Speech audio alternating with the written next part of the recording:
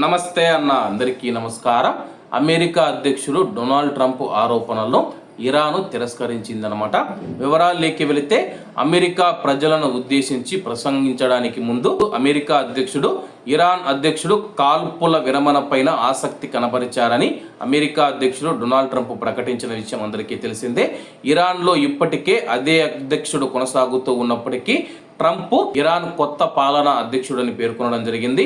Hormuz జలసంధి తెరిచి స్వేచ్ఛగా స్పష్టంగా ఉంటేనే కాల్పుల విరమణ సాధ్యమవుతూ ఉందని చెప్పి ఆయన పేర్కొనడం జరిగింది. అమెరికా ఇరాన్ను నాశనం చేస్తుందో లేదా మేము చెప్పినట్లుగా ఇరాన్ను రాతి యుగంలోకి నెడతామని చెప్పేసి ట్రంప్ ప్రకటించిన విషయం అందరికీ తెలిసిందే. దీనికి స్పందనగా మనం చూసుకుంటే కానీ ఇరాన్ అధికారికంగా స్పందించలేదు. కానీ ఇరాన్ విదేశాంగ మంత్రి అబ్బాస్ అరాక్చీ గారు ఆల్ జజీరాకు ఇచ్చిన ఒక ఇంటర్వ్యూలో మాట్లాడుతూ బాహ్య ఒత్తిడిని అంగీకరించడానికి ఇరాన్ సుముఖంగా లేదని సంకేతం ఇచ్చారు. మమ్మల్ని మేము రక్షించుకోవడానికి ఇరాన్ ఎలాంటి గడువు విధించుకోలేదని పేర్కొంటూ బెదిరింపులు మరియు అల్టిమేటానికి ఆయన అభివర్ణించిన వాటిని తిరస్కరిస్తూ ఉన్నట్టు తెలిపారు.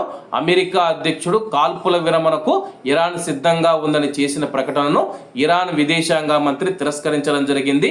ఇరాన్ ఎలాంటి కాల్పుల విరమణ ప్రతిపాదనను ముందుకు తెచ్చిందన్న వార్తలను ఇరాన్ విదేశాంగ మంత్రి అబ్బాస్ అరాక్చీ గారు ఖండించారు. ఇరాన్ ప్రతిపాదించిందని ఆరోపించబడుతూ ఉన్న 5 సూత్రాల ప్రణాళిక మీడియా ఊహాగానాలని చెప్పేసి ఆయన అన్నట్లు ఇరాన్ ప్రభుత్వ ప్రసార సంస్థ IRIB పేర్కొంది. దురాక్రమణదారుడికి శిక్ష పడి ఇరాన్కు పూర్తిగా నష్టపరిహారం చెల్లించే వరకు యుద్ధం కొనసాగుతుందని చెప్పి ఆయన హెచ్చరించడం జరిగింది. ప్రస్తుతం మా పైన దాడులు చేయము, అలాగే మాకు నష్టపరిహారం చెల్లించాలని చెప్పి ఇరాన్ విదేశాంగ మంత్రి కూడా తెలియజేయడం జరిగింది. కాబట్టి అందరూ బాగుండాలి, ఎందులో మనం ఉండాలి. అందరికీ నమస్తే అన్న, జై హింద్.